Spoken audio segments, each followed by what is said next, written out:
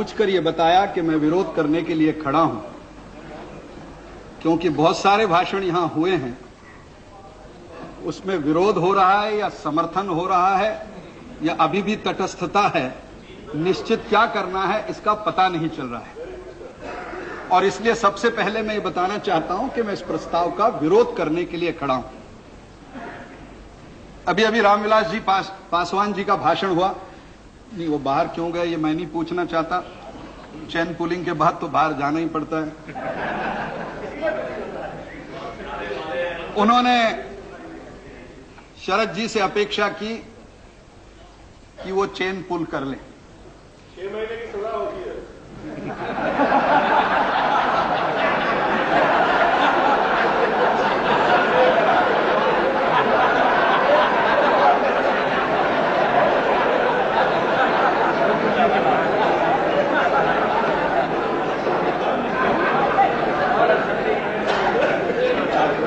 आपने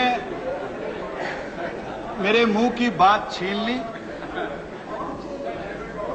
10 महीने के प्रधानमंत्री की सजा भुगतने के बाद और शरद जी 6 महीने की सजा भुगतने के मनस्थिति में होंगे ऐसा कम से कम लगता तो नहीं है, और इसलिए आप प्रार्थना भले करें।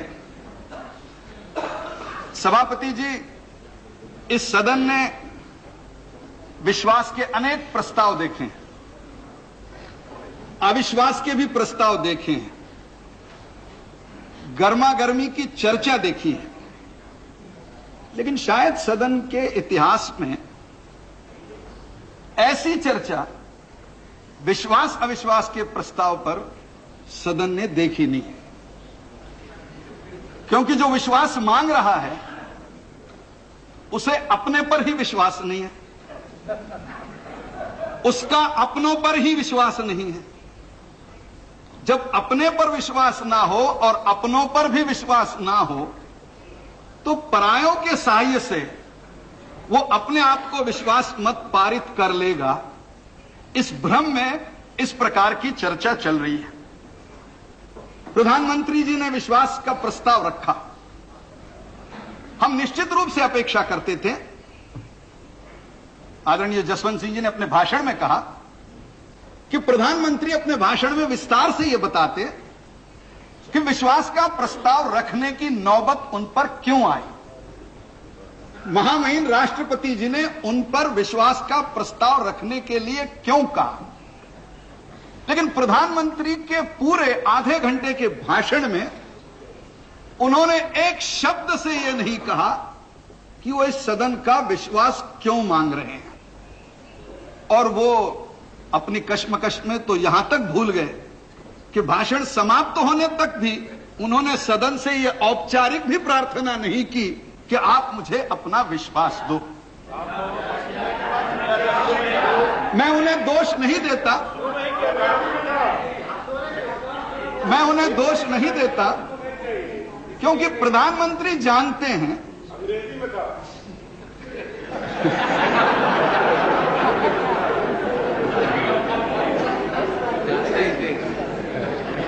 क्योंकि प्रधानमंत्री ये जानते हैं कि उनका विश्वास इस सदन में तय नहीं हो रहा है, कहीं और हो रहा है। और वो निश्चित रूप से क्या हो रहा है इसकी उस क्षण को जानकारी के अभाव में उन्होंने केवल शुरू किया हो, या हो सकता है कि उन्होंने अपने सारे शस्त्र उत्तर के भाषण के लिए रखे हो और 100 सुनार की और 1 लोहार की रूप में वो शायद विश्वास मत के अंतिम भाषण में हमसे ये जानना चाहते हो, हमको ये बताएंगे कि विश्वास मत प्रस्ताव क्यों आए।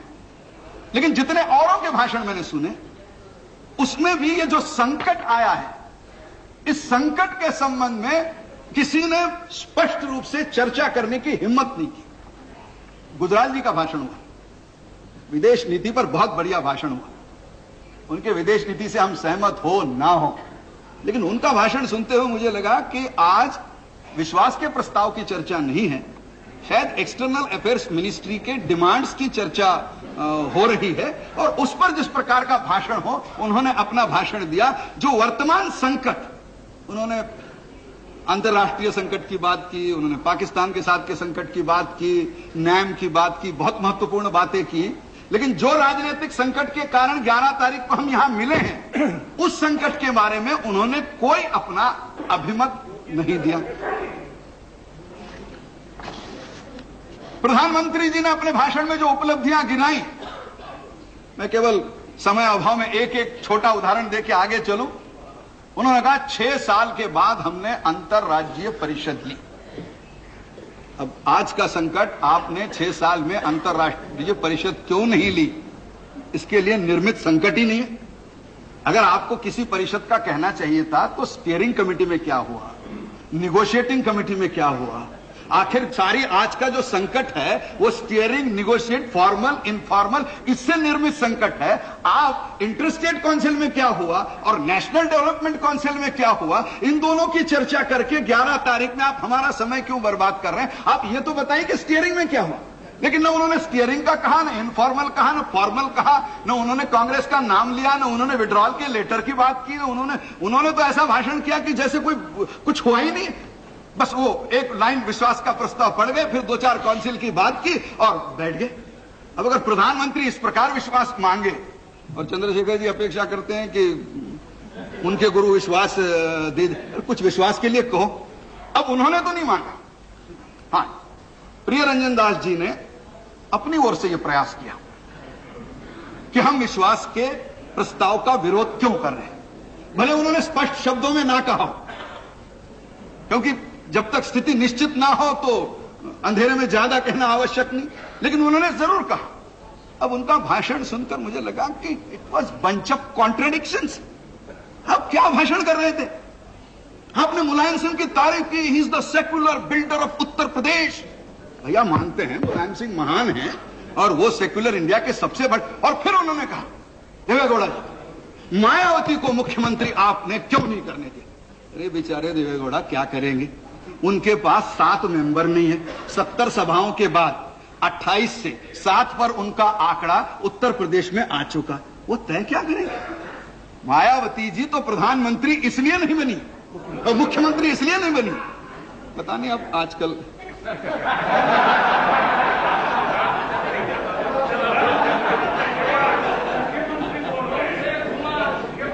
मायावती जी मुख्यमंत्री, और इसलिए झगड़ा देखकर आश्चर्य लगता है सभापति जी, मायावती मुख्यमंत्री तो बननी चाहिए थी आप सबके समर्थन से। कांग्रेस और बीएसपी दोनों मिलकर चुनाव लड़े थे। हम भी चुनाव में थोड़े घूमे थे और हमने केसरी जी के भाषण सुने कि अगर आप समर्थन नहीं करेंगे तो हम केंद्र सरकार का समर्थन हटा लेंगे। अब इसके बीच में कौन खड़े थे? सारी दुनिया जानती है कि मायावती जी और मुख्यमंत्री पद के बीच में अगर कोई खड़ा हो तो वो केवल खड़े थे मुलायम सिंह जी। कांग्रेस की हिम्मत नहीं हुई, और अगर वो हिम्मत नहीं हुई, मुलायम सिंह जी को कुछ नहीं, ही is the secular builder of UP. और बेचारे देवेगौड़ा, और इसलिए आज वो दोनों तरफ से मार खा रहे हैं, तो हम भी क्या कर सकते हैं, हम बहुत बार भुगते हैं। प्रियरंजन जी बोल रहे थे कि दोनों हमको मार रहे हैं। भैया हम तो बहुत वर्षों यहां बैठ के दोनों का मार खा चुके हैं, तो एक बार आप भी खाकर देखिए। अब जहां आपने ये कहा मुलायम सिंह की और हमने मायावती को मुख्यमंत्री बनाया, और क्यों बना? ये 6 महीने 2 महीने, हमारी 6 महीने की कर रहे हो, आप भी तो 10 महीने में इसको निकालने की बात कर रहे हो। कोई 4 महीने का ही झगड़ा है क्या? आप भी तो 10 महीने में निकालने की बात कर रहे हो। आप कौन सी 5 साल का नरसिंहराव जी के अभिवचन का पालन हो रहा है, आप भी तो 10 महीने के बाद उसको बदल रहे हो। तो हमारा 6 महीने कम से कम, हमने पत्रकार परिषद में कहा कि हाँ 6 महीने वो रहेंगे, 6 महीने हम रहेंगे, साल भर के बाद विचार करेंगे। जो भी था हमने खुले कार्ड लोगों के सामने लाए। आपने कभी भाषण में ये नहीं कहा था कि 10 महीने के बाद हम सोचेंगे, 10 नहीं 9 महीने के बाद हम सोचेंगे कि परिणाम क्या है और उसके अनुसार हम निर्णय। आपने कभी नहीं कहा था। हमने जो कहा जानबूझकर कहा था, और इसलिए मायावती को अगर मुख्यमंत्री बनाया हो तो हमने बनाया। उत्तर प्रदेश का अगर हमने रास्ता निकालने की कोशिश की हो तो हमने की, ये आप कर नहीं सके। और दोष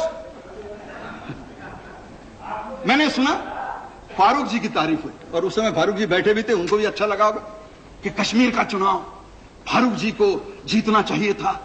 अब फिर मैंने धीरे से कश्मीर के हमारे मित्रों से पूछा कि क्या कांग्रेस कश्मीर में चुनाव नहीं लड़ी थी क्या? उन्होंने वहां भी फारूक को आउटसाइड सपोर्ट दिया था क्या, भाई तुम ही लड़ो और तुम ही जीत जाओ? तो पता चला कि ये फारूक से लड़े थे और जम्मू कश्मीर के इतिहास में पहली बार सबसे कम वोट पाए, सबसे कम सीटें पाए। अगर आप खुद फारूक से लड़े तो देवेगौड़ा फारूक को कहां से बचाएंगे? असल के कारण बताओ क्या है?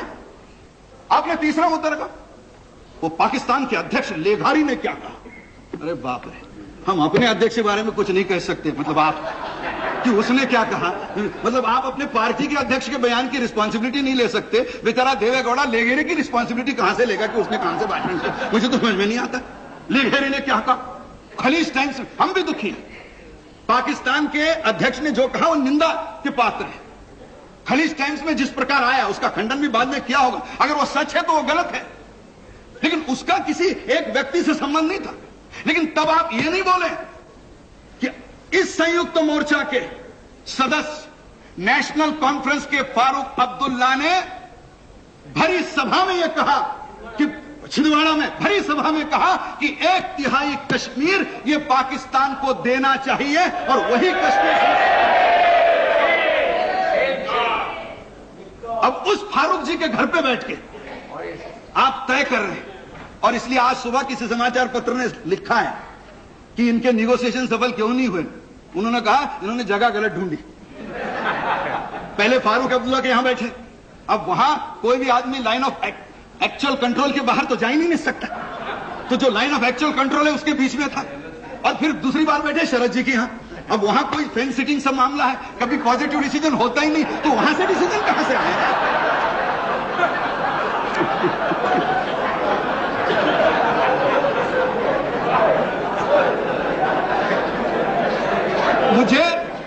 मुझे तो लगा कि आपको समझौता अगर सफल करना है तो हम कम से कम वाजपेयी और बसपा से काशीराम जी से पूछ तो लेते कि आप कहां बैठे थे।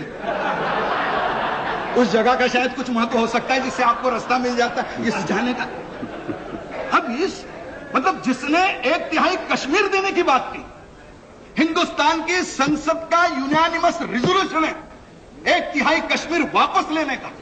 हमारा यूनानिमस रिजोल्यूशन है 1/3 कश्मीर वापस लेने का। एक मुख्यमंत्री वो भी कश्मीर का बात करता है 1/3 कश्मीर देने का, और आप उनकी यहां बैठ के तारीफ करते हो और हमको राष्ट्रहित समझाने की कोशिश करते हो।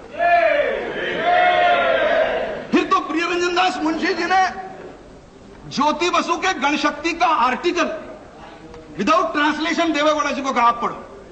अरे सोमनाथ दा ने पढ़ा फिर भी नहीं माना। अब सोमनाथ जी खुद ज्योतिदा का नहीं मान रहे हैं तो देवेगौड़ा को पढ़ा के क्या? और भाषण में कहा कि ये जो सेक्युलर नॉन सेक्युलर कम्युनल लोग हैं इनसे कौन लड़ेगा? 10-5 प्रांत गिनाए, इंडियन नेशनल कांग्रेस, अब मैं उनका भारत का नक्शा देख रहा था तो मुझे ये लगा ये तो ठीक है। उन्होंने कहा महाराष्ट्र, गुजरात कहा, राजस्थान कहा, ठीक है।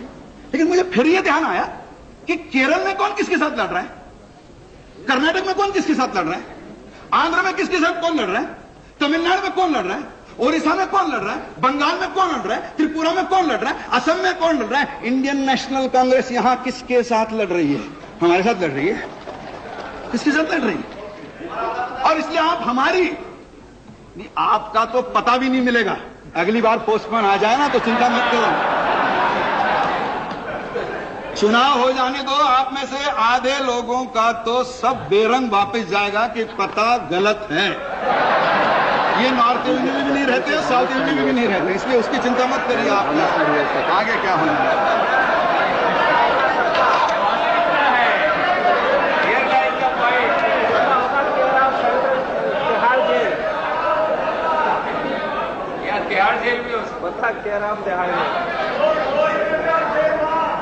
सभापति जी, मैं उस पत्र का अध्यक्ष जी क्षमा चाहता हूं। मुझे इनकी आपसी राजनीति में कोई रुचि नहीं है, क्योंकि संसद में आया इसलिए बातचीत करने की आवश्यकता है। अन्यथा यह सत्ता दल है, यह समर्थित दल है। इनकी सत्ता इनके समर्थन पे, इन पे समर्थन हटा लिया, इनका आपस का मामला है। यह आपस का झगड़ा पंचायत में लेके आए और पंचायत में लेके आए इसलिए बात करने की आवश्यकता पड़ रही है। नहीं तो हमें कोई आपकी झगड़े में रुचि नहीं, आप समर्थन दो ना दो, आपने जो तय करना है करिए। लेकिन जिस प्रकार की राजनीति आप कर रहे हो, ये पत्र क्या है? अगर सब मंत्री अच्छे हैं तो आपका पत्र क्या है? पत्र में आपने संयुक्त मोर्चे के कौन से मंत्री को बख्शा है? संयुक्त मोर्चे के किस बात के लिए आपने कहा है कि अच्छा है? और इतना ही नहीं, मैं तो पत्र को देखकर आश्चर्य से दंग हो गया। राष्ट्रपति को लिखा है कि पंजाब के चुनाव में इन लोगों ने हमारी मदद नहीं की इसलिए हम हार गए। अब राष्ट्रपति इसको क्या करेंगे भाई? यूपी में आप हार गए, पंजाब में हार गए, इसका आपके समर्थन के विड्रॉल से क्या देना लेना है? और मान भी लीजिए आप इकट्ठा हो जाते, तब भी अकाली दल और भारतीय जनता पार्टी की इतनी ताकत थी कि वो आपको इकट्ठा भी हरा देते। लेकिन आप राष्ट्रपति को लिख रहे हैं कि यूपी में क्या हो रहा है? They are not helping us politically, all by elections we are losing, they are not helping. अब राष्ट्रपति क्या करेंगे? बाई इलेक्शन आप लूज कर रहे हैं, क्या ड्राफ्टिंग है? आप उसका ड्राफ्ट देखिए। शरद जी देख रहे हैं, शायद जरूर देखें, मैं पढ़ के बात कर रहा हूं।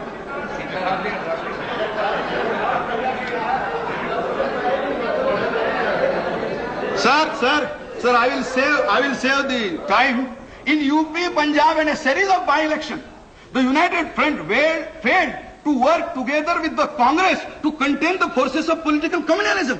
What Rashtrapati has to do with this?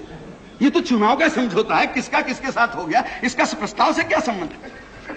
लेकिन प्रिय रंजन जी शायद नहीं है, नहीं। इस सदन में कोई नहीं सोता है, सब चिंतन करते हैं।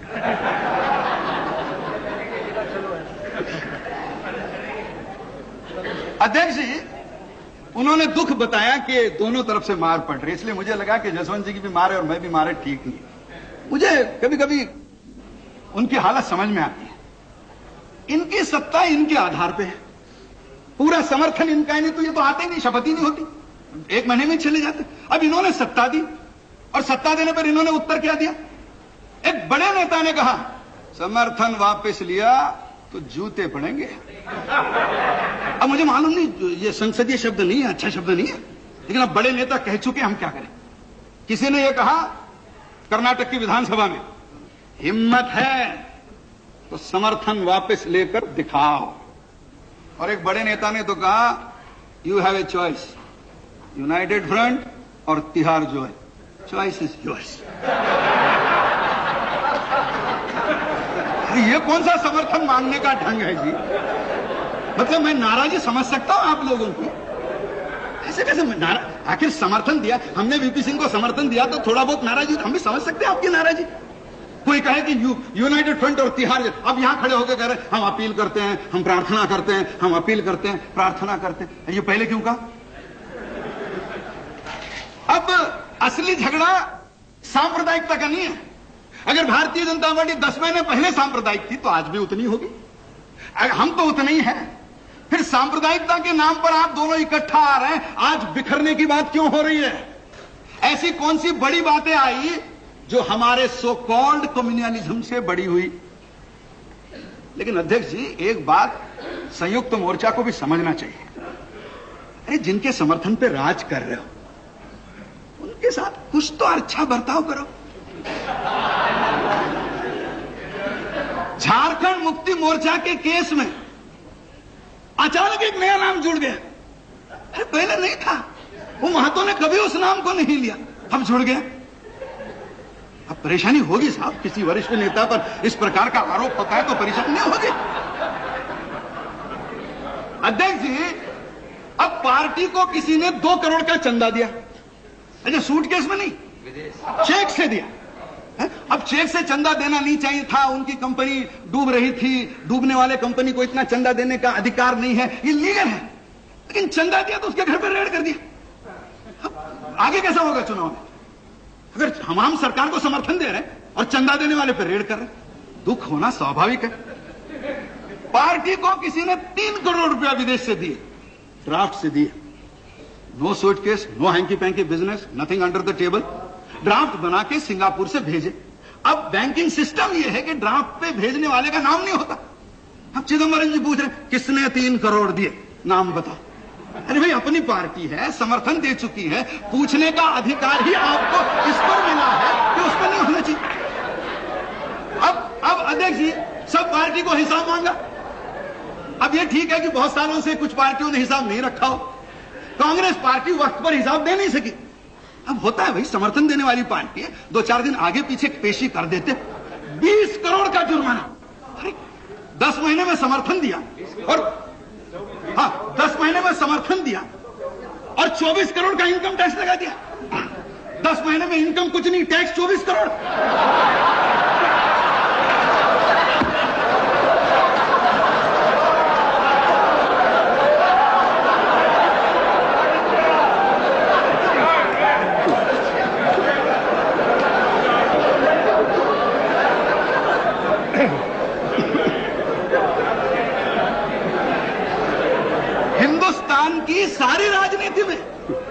हिंदुस्तान की सारी राजनीति में एक वाक्य बड़ा प्रसिद्ध है, ना खाता ना बही, हम जो कहे, मैं किसी का नाम नहीं लूंगा, हम जो कहे वही सही। अब साहब, जिस व्यक्ति की प्रतिष्ठा 50 वर्ष तक ऐसी थी कि हम जो कहे वही सही, उसको आपने नोटिस दी थी डिस्प्रोपोर्शनल एसेट है बोल के आपके। अरे डिस्प्रोपोर्शनल एसेट की नोटिस दी थी, 25 साल लोगों ने हिसाब में नहीं मांगा और आप हिसाब मांगने लगे डिस्प्रोपोर्शनेट है। अब अगर गुस्सा आया हो तो उसमें दोष किसका है? तो कुछ तो कांग्रेस वाले बोल नहीं रहे खुलकर, इसलिए मैं उनकी थोड़ी मदद करना चाहता हूं।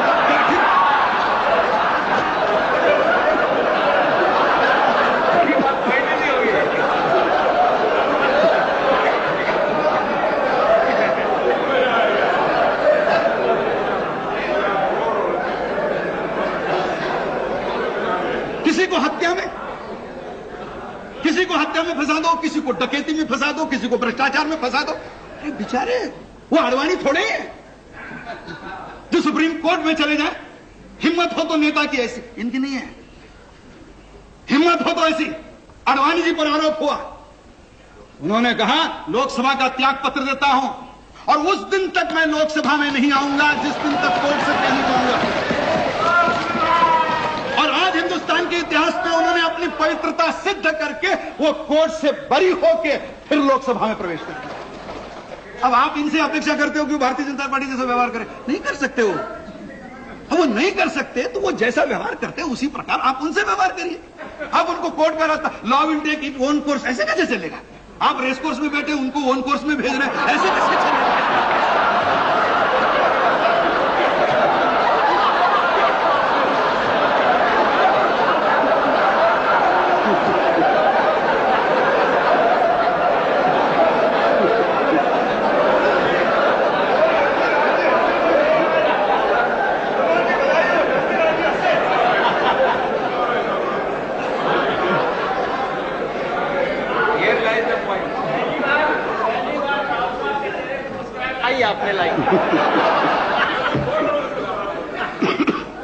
अध्यक्ष जी, ये व्यंग मत लीजिए, ये असली झगड़ा है और पहले दिन से सत्ता का झगड़ा असली झगड़ा है। इसको सांप्रदायिकता का तो आप जामा दे रहे हो। जैसे सब लोग 6 दिसंबर भाई, ये तो हमको सर्टिफिकेट कोई देने को तैयार है कि on 5 December 1992 BJP was 100% secular. कम से कम चलो ये दे दो, कोई खड़े होकर कहे तो कि आप 6 दिसंबर के कारण आप नॉन सेक्युलर, नहीं तो आप तो पैदाइशी सेक्युलर लोग हो। आप किस, अरे हमको तो आपने नॉन सेक्युलर अभी थोड़ा ही बोला है। जनता पार्टी से हम निकले तब भी, अरे देश में जिस किसी को आपस में झगड़ना होता है उसको, we are the whipping boy of Indian politics. झगड़े आप और नाम हमारा, अरे हमको क्या लेना देना आपसे? आपका नाम ले रहे, हम सांप्रदायिक है। 6 दिसंबर को उसके पहले नहीं थे, जब विश्वनाथ प्रताप सिंह 89 की लड़ाई लड़ रहे थे और वो बड़े नेता ऐसे हैं कि सिद्धांतों पर अड़िग रहते हैं, और इसलिए मथुरा में जब सभा हुई उन्होंने बीजेपी का झंडा दिया, इसका झंडा उतारो, मैं बीजेपी के सभा में नहीं जा। अब हम क्या करें भैया, चलो झंडा उतार दिया, कहां झगड़ा करें, कांग्रेस को हराना था। आकर खड़े हो गए, बैठ गए, भाषण कर लिया। और जब हमारे समर्थन की आवश्यकता पड़ी तो एनेक्सी में भारतीय जनता पार्टी की राष्ट्रीय कार्यकारिणी में सब लोग आ गए। वो छोड़ दो, सेक्युलर कोई फर्क नहीं पड़ता, सपोर्ट दो। इस देश में सपोर्ट किसी का भी चलता है। सोमनाथा का भाषण नहीं सुना? कांग्रेस को सपोर्ट नहीं कर सकते, उनका ले सकते। अरे भाई, आदमी गंदा है तो लेना क्या और देना क्या? लेन देन में पूरा गंगा होना चाहिए, लेने में अच्छा, देने में गंदा। ऐसे कैसे होगा? ये कैसे चलेगा? जब हम आपका समर्थन कर रहे थे 89 में, जब 18 महीने सरकार आपने हमारे बलबूते पर चलाई, तब आपको याद नहीं आया? ये किसी ने मंडल की बात की, मुझे मालूम है। उस समय मैं राज्यसभा का सदस्य था। 7 अगस्त 1990 को मंडल के बारे में प्रधानमंत्री ने आके राज्यसभा में बयान दिया। लोकसभा में चर्चा नहीं होती, राज्यसभा में चर्चा होती। क्यों आया मंडल? क्या लोग भूल गए कि 9 अगस्त को देवीलाल की यहां रैली थी? देवीलाल ने चुनौती दी थी और उस रैली से बचने के लिए आपने मंडल आयोग का साथ का रास्ता ढूंढा था। कोई सामाजिक न्याय से शुरुआत नहीं हुई थी। और भारतीय जनता पार्टी ने उस दिन सौभाग्य से राज्यसभा में बोलने वाला मैं पहला वक्ता था, और उस दिन भारतीय जनता पार्टी की ओर से हमने मंडल आयोग का समर्थन किया था, स्वागत किया था, और आज भी हम करते हैं। और सबसे ज्यादा मुख्यमंत्री पिछड़े वर्गों के हम देते हैं। सबसे ज्यादा पिछड़े वर्ग के एमएलए हमारे आते हैं, एमपीज हमारे आते हैं, शेड्यूल कास्ट के, ट्राइब के, पिछड़े वर्ग हम देते हैं। और इसलिए ये मैं बीच में नहीं, बहुत हो गया। मंडल आयोग की बात करता हूं, और इसलिए हाँ, हमने समर्थन हटाया क्योंकि राम मंदिर पर लड़ाई शुरू हुई, अडवाणी जी को पकड़ा गया, अडवाणी जी को पकड़ा गया। और हम उन पार्टियों में से नहीं है, संकट आते हैं तो अपने प्रधानमंत्री को डुबो देने में 2 मिनट नहीं सोचते हैं, और कुछ तो लोग संकट आते हैं तो अपने अध्यक्ष को भी डुबोने में ज्यादा देर सोचते नहीं है। हम उन पार्टियों में से नहीं हैं। हमारे पार्टी के अध्यक्ष को जो पकड़ा गया, उसके विरोध में हमने राम मंदिर के लिए अपना सपोर्ट विड्रॉ किया था, और उसमें हमें कोई शर्म नहीं, हम गर्व से कहते हैं। और कम से कम चंद्रशेखर जी मानेंगे, राम मंदिर और 2 कांस्टेबल, इसमें कौन सा रीजनिंग ज्यादा साउंड होता है? कम से कम इतनी तो कोशिश करना। पहली बार इंदिरा जी ने चरण सिंह को लाया, 1 दिन नहीं सका चली, तो फर्स्ट आउटसाइड सपोर्ट। फिर हमने लाया, 17 महीने चली। फिर राजीव जी ने चंद्रशेखर जी को लाया, 4 महीने चली। मैंने एक बार गया 17 और 4 21, तो 3 सरकारें हमने देखी, औसत आयु होगी 7 महीने। मैं देवेगौड़ा को बधाई देता हूं, वो 9 महीने सरकार चला पाए आउटसाइड सपोर्ट से, आज तक कोई नहीं चला पाया, एवरेज 7 महीने के आगे। और 3 बार कांग्रेस ने विड्रॉ किया। किस कारण से किया? न चौधरी के संबंध में कारण था, न चंद्रशेखर जी के बारे में कारण था, और न आज भी कोई कारण दिखाई देता है सिवा स्वार्थ की। और इसलिए भारतीय जनता पार्टी के सपोर्ट विड्रॉल की इससे कंपेयर हो नहीं सकता। वो सैद्धांतिक विड्रॉल था, और अगर हम चाहते तो जरूर करते। और फिर दुख इस बात का है कि हमने उस आउटसाइड सपोर्ट से ज्यादा सीख लिया, तो हम जरा अभी संभल कर चल रहे हैं, किसको करना किसको नहीं करना। अब उस आउटसाइड सपोर्ट से कांग्रेस नहीं सीखी, जिनको सीखना नहीं चाहते। चंद्रशेखर जी इतने बड़े हैं कि मैं क्या बोलूं। चंद्रशेखर जी आप भी सीखना नहीं चाहते। देवेगौड़ा आपने इतने मित्र हैं, आप अपने अनुभव को बता देते तो कम से कम वो शपथ नहीं लेते। लेकिन दुर्भाग्य से हो। और इसलिए ये सांप्रदायिकता की लड़ाई नहीं है। सांप्रदायिकता की बात करनी है। होम मिनिस्ट्री के कागज मेरे हाथ में। 1996 में हिंदुस्तान में किन प्रांतों में कितने दंगे हुए उसका हिसाब है, और केवल मैं गृह मंत्री जी का है। महाराष्ट्र, जहां मोस्ट कम्युनल गवर्नमेंट चल रही है, शिवसेना और बीजेपी की, वहां दंगे हुए 7।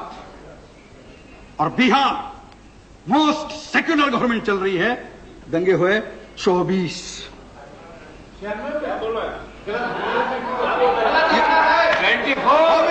होम मिनिस्टर चैलेंज करते हैं, चार्ज करते हैं, आपको चुनौती देते हैं, आप प्रूफ कीजिए क्या बात करते हैं।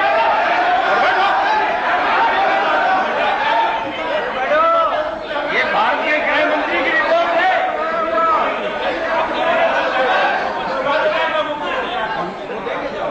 मैं आशा करता हूं कि गृह मंत्री अपने पीछे जो लोग खड़े हैं उनका सुनकर अगर इसमें सुधार हो तो करेंगे।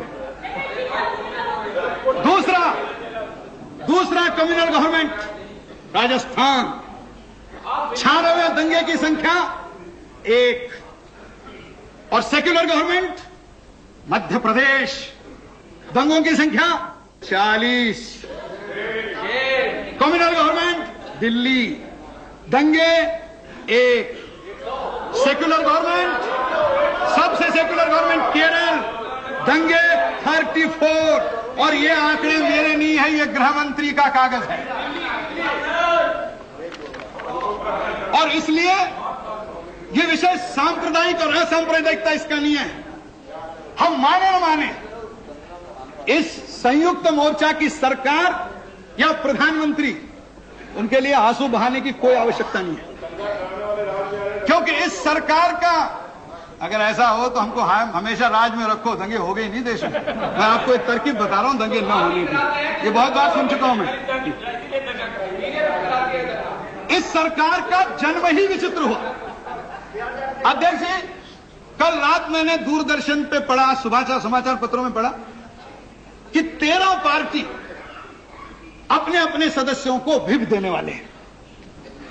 अभी सरकार का गठन देखिए, दिया नहीं दिया मैं नहीं जानता, वो अपना उनका मामला है, देना दे मर्जी उनकी है। तो मैं सोच रहा था कि कौन किसको व्हिप देगा, कैसे देगा। मुझे खलप जी ध्यान है, अभी वो सेक्युलर है।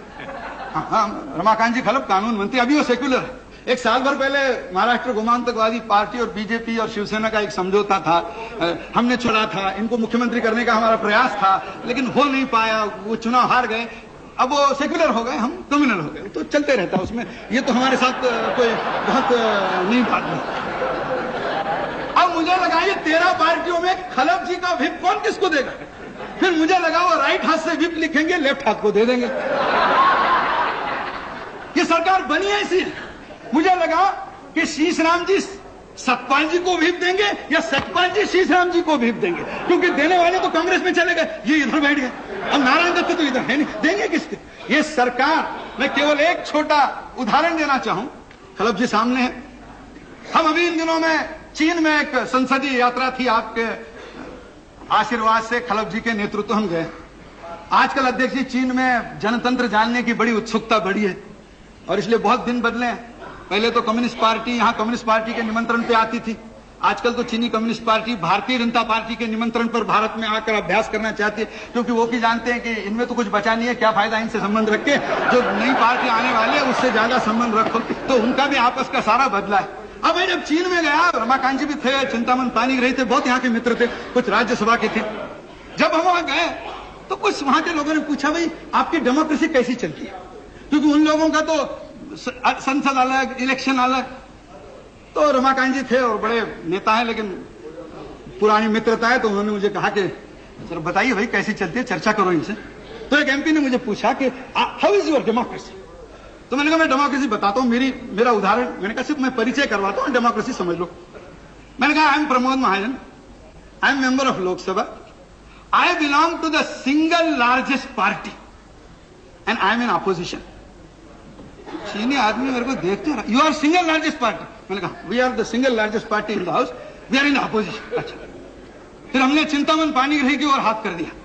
मैंने कहा ये है, वो सामने है, हाँ सॉरी श्री वल्लभ पाणी, माफ करना, वो सिंह का सिंह करते तो थोड़ा हो जाता है। अब उनके ओर हाथ करके कहा he belongs to the second largest party, he is outside the government supporting the government. फिर एमए बेबी थे, मैंने उनको उठा दिया। मैंने कहा he is the third largest party, he is inside the front but outside the government. और फिर मैंने कहा he is mister Ramakant Khalap, he is the only member of his party and he is the government.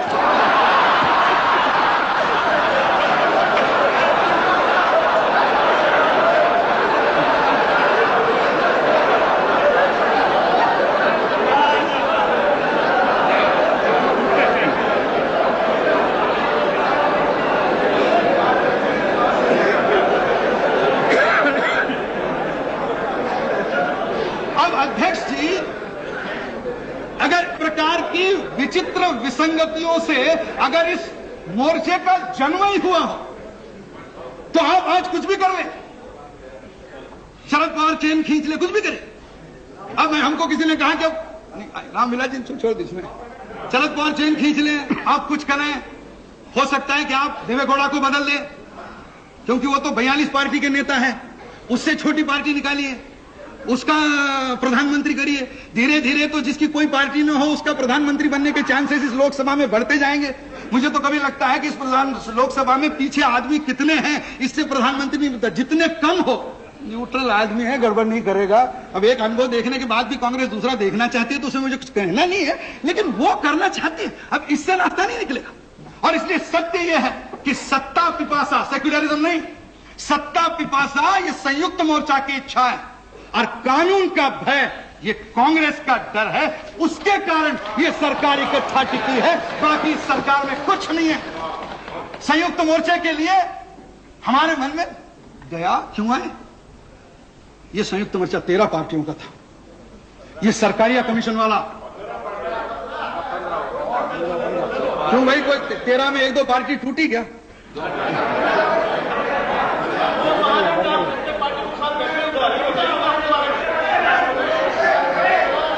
यह है धारा 356 का दुरुपयोग न करने वाली। और इसी सरकार में गुजरात में हमारे मुख्यमंत्री को बहुमत होते हुए और सदन में सिद्ध करने के बाद भी आपने गुजरात में हमारी सरकार गिरा दी। क्या दया करें?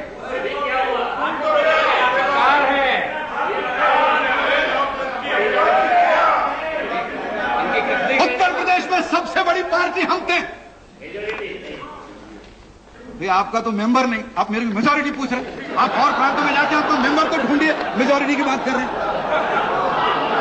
जिसका मेंबर नहीं वो मेजॉरिटी की बात कर रहे हैं। आज चार काफी है, 4 आपके लिए काफी है। और इसलिए इनकी राजनीतिक हलचल हमेशा भारतीय जनता पार्टी के विरोध में रही। जैसे चंद्रशेखर जी कह रहे हैं अटल जी को गुरुदेव बचाइए, आप कह रहे हैं उधर देखिए गाली दिए बचाइए, गाली दिए। ये आप काम कर सकते हैं भैया, हमारे से तो हो नहीं सकता। ऐसे कैसे काम होगा? लोग आलोचना करें और कहे समर्थन करें, दिन रात गाली खाए। अब इसमें बजट का क्या होगा? संकट, आर्थिक सब ठीक है, वो इनको सोचना चाहिए। मैं क्यों सोचूं? हम तो विपक्ष में हैं, हम कोई बजट के समर्थक नहीं है। इसको पास करना हमारा काम नहीं। जिसका काम था उसको पूछिए, हमारे क्यों पीछे पड़े? आप पहले सोच के आइए। पहले तो जेना कहते मुझे पास करना ही नहीं है, फिर सीपीएम ने कहा हम करने नहीं देंगे, कांग्रेस ने कहा हमको मालूम नहीं। बीजेपी को क्यों दोष दे रहे हो? राष्ट्रहित में बीजेपी किसी भी चीज के लिए तैयार हो सकती है, लेकिन राष्ट्रहित में तैयार होना मतलब कोई पागलपन नहीं है कि कोई कुछ भी मांग ले और हम दे दें, हाँ ले लो। ऐसी कोई साधु संतों की जमात विश्व हिंदू परिषद साथ है, इसका मतलब थोड़े साधु थोड़ी हो। और इस बजट को हम समर्थन दें। मैं बजट पर भाषण नहीं कर रहा हूं जैसे प्रधानमंत्री ने किया, मगर केवल मैं उदाहरण दूं। ये बजट के बाद अखबारों में इश्तिहार छपे। क्या छपे? कार सस्ती, टीवी सस्ता, एसी सस्ता, सेलुलर फोन सस्ता, चिदंबरम जी की कृपा, सब सस्ता ही सस्ता। इसको सपोर्ट करें। ये किसान है, इनको क्रॉप इंश्योरेंस की चिंता नहीं है, ओपन इंश्योरेंस की चिंता है। तो क्रॉप इंश्योरेंस की चिंता करें तो समझ सकते हैं, इनको क्यों समझ? इसलिए इसमें हमें नहीं लगता है कि इनको समर्थन देने की कोई आवश्यकता है। और इसलिए वामपंथी दलों के बारे में इतने ज्येष्ठ नेता है, मैं तो आप आने के पहले कह चुका हूं, मुझे इस हिपोक्रेसी के बारे में कुछ नहीं कहना है। ये वर्षों से चलती आई है कि कांग्रेस का समर्थन चाहिए, उनको समर्थन नहीं चाहिए। अब इस प्रकार का इसकी अगर होंगी तो मुझे नहीं लगता है कि इसमें था। अध्यक्ष जी सोमनाथ जी ने कहा, और वो इतने अच्छे वक्ता है और अभी अभी उनको अवार्ड भी मिला है, तो स्वाभाविक रूप से उनके अच्छेपन पर और प्रतिष्ठा आ गई। उन्होंने भाषण करते समय कहा सीताराम वाजपेयी। उन्होंने गलती से नहीं कहा, वो इतने बुरे तो वक्ता नहीं है कि वो सीताराम केसरी का केसरी नाम भूल जाए और वाजपेयी के पीछे अटल जी का। मैं इतना तो उनको दोष नहीं दे सकता, बहुत अच्छे वक्ता है, सुलझे हुए वक्ता है, एब्सेंट माइंडेड नहीं है, वकील है, प्रोफेसर थोड़ी है, ये पढ़ाते हैं लॉ कॉलेज में, तो वो नहीं है। उन्होंने कहा और सीताराम जी क्या कहते हैं? देवेगौड़ा वाजपेयी। ये कहते हैं केसरी को तुम सीताराम वाजपेयी, और सीताराम केसरी देवेगौड़ा को कहते हैं तुम देवेगौड़ा वाजपेयी। कॉमन क्या है? वाजपेयी। इसलिए कहते हैं कि वो ये बताना चाहते हैं कि वाजपेयी कोई खलनायक है, वाजपेयी खलनायक नहीं है, वाजपेयी इस हिंदुस्तान का महानायक है। जनता इसे मानती है। आप जी चाहे कोशिश कर लो, आप आखिर इकट्ठा आते क्यों है? सदन में भाषण हुआ रामविलास जी से लेके प्रियरंजन दास तक, अरे झगड़ो मत, दोस्ती कर लो, बांट लो, नहीं तो ये आ जाएंगे। सदन में कहा तो असली डर सांप्रदायिकता नहीं है, असली डर है भारतीय जनता पार्टी जीत जाएगी, इसका डर। क्या भारतीय जनता पार्टी को जीतना है तो लोगों से वोट आने पड़ेंगे? भारतीय जनता पार्टी कोई वोट लेकर जेब में से कोई शेयर बाजार में जाके जीतेगी नहीं, कोई मैनिपुलेशन से जीतेगी नहीं। बिहार की राजनीति थोड़ी है, तो वैसे भी जीतेगी नहीं। अगर जीतना है तो लोगों के पास जीतना पड़ेगा। और अगर हिंदुस्तान के लोग आज वाजपेयी की सरकार चाहते हैं तो आप कितनी भी एडजस्टमेंट करने की कोशिश करो, आप कुछ दिन शायद बचा भी लो, आप घोड़ा बदल भी दो, किसी और लंगड़े घोड़े को लेके आओ, उससे बहुत सरकार चलने वाली नहीं है। हम चिंतित नहीं हैं और इसलिए हमको लगता है कि आज के संकट का दोष आपका है और इस संकट, हमारा भय आपको है, क्योंकि आप जानते हैं कि आपने 10 महीने में ऐसे खेल दिखाए हैं, आने वाले 4-6 महीने में अगर कुछ गड़बड़ करो तो और ऐसे खेल दिखाओगे कि हिंदुस्तान की जनता समझ जाएगी कि अगर हिंदुस्तान को कोई स्थिर सरकार देता है तो अटल जी के नेतृत्व में हम और हमारे दोस्त मिलकर आपको स्थिर सरकार दे सकते हैं। स्थायित्व का दावा अब हम करेंगे और इसलिए आज का संकट है, चाहे इसे निपट लो, आज न कल, कल न परसों आपको जनता के पास जाना होगा। और जनता के पास जब आप जाओ, इस विश्वास मत का कुछ भी हो, उस जनता के पास अटल जी के नेतृत्व में हम इतना विश्वास मत लेकर आएंगे कि आप इकट्ठे होने से भी हमारा राज कोई रोक नहीं सकेगा। इन शब्दों के साथ मैं इस प्रस्ताव का विरोध करता हूं। बहुत बहुत धन्यवाद।